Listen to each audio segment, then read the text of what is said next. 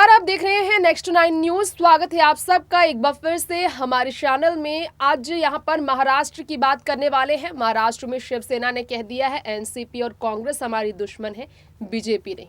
ये कहकर शिवसेना की तरफ से, जी हां, उद्धव ठाकरे की तरफ से शिवसेना के नेताओं ने शरद पवार को बहुत ही बड़ी चुनौती दे दी। देखिए, शरद पवार के सपोर्ट के साथ ही उद्धव ठाकरे जो है अभी तक सीएम की कुर्सी पर बैठे हैं, ये सब जानते हैं। शिवसेना की वो हाल कोई भूला नहीं है जब शरद पवार के सपोर्ट के बगैर किस तरह की स्थिति हुई थी शिवसेना की महाराष्ट्र में।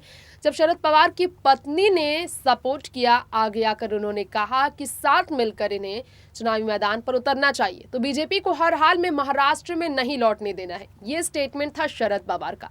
इसीलिए शरद पवार ने सोनिया गांधी और उद्धव ठाकरे के साथ हाथ मिलाया। एनसीपी, कांग्रेस और शिवसेना ने साथ में महागठबंधन की पार्टी बनाई और महाराष्ट्र में पार्टी की जीत भी हुई।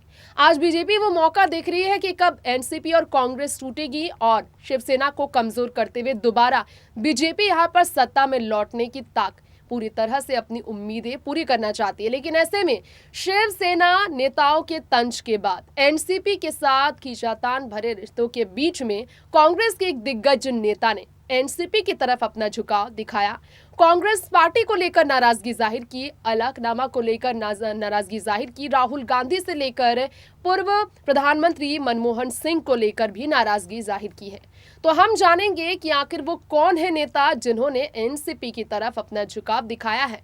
कहीं ना कहीं इशारे कर रहे हैं कि कांग्रेस वो छोड़ सकते हैं। देखिए इसके लिए ये स्पेशल रिपोर्ट। राहुल गांधी और सोनिया गांधी पर हमला बोलने का काम विपक्ष तो करती है। अब पृथ्वीराज चौहान का स्टेटमेंट आया है। जी हाँ, कांग्रेस के दिग्गज नेताओं से एक है और उन्होंने ऐसा कुछ कहा जिससे कहीं ना कहीं कांग्रेस पार्टी को तो झटका जरूर लगा होगा।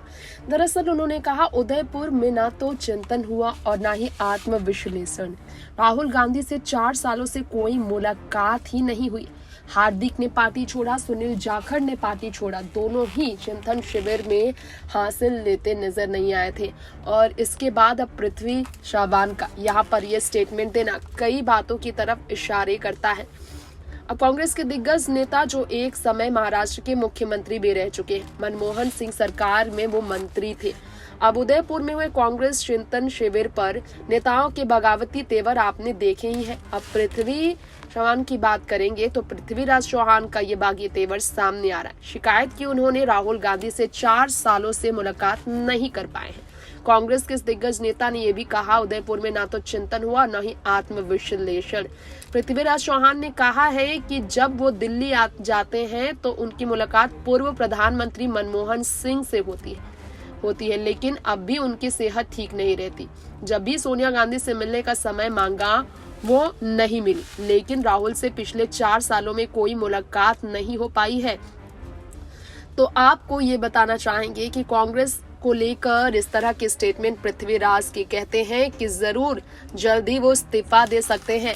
तो महाराष्ट्र में कांग्रेस से पूर्व मुख्यमंत्री पृथ्वीराज का इस्तीफा देना सवाल खड़े करता है। क्या एनसीपी को तोड़ेंगे पृथ्वीराज, क्योंकि एनसीपी से उनके अच्छे रिश्ते रहे हैं, या फिर एनसीपी में शामिल हो जाएंगे पृथ्वीराज, क्योंकि शिवसेना और एनसीपी के साथ कांग्रेस की गठबंधन सरकार है महाराष्ट्र में, शिवसेना, एनसीपी और कांग्रेस की। ऐसे में एनसीपी में शामिल हो सकते हैं पृथ्वी या फिर शिवसेना में, क्योंकि वो कांग्रेस में रहे हैं, इसलिए कांग्रेस वो छोड़ सकते हैं, क्योंकि उन्होंने मुलाकात को लेकर ये बात कही कि राहुल जी से उनकी मुलाकात 4 साल से नहीं हुई है।